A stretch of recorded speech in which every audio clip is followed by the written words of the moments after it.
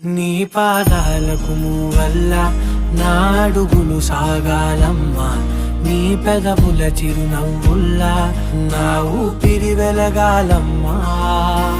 నిరంతరం నీ చంటి పాపల్లే ఉండాలి నేనెన్నాళ్ళకి, నిన్నొదిలెంతగా ఎదగాలనుకోనే అమ్మా. అణువణువణు నీ కొలువే అమ్మా, ఎదసడిలో శృతిలయలు నువ్వే అమ్మా.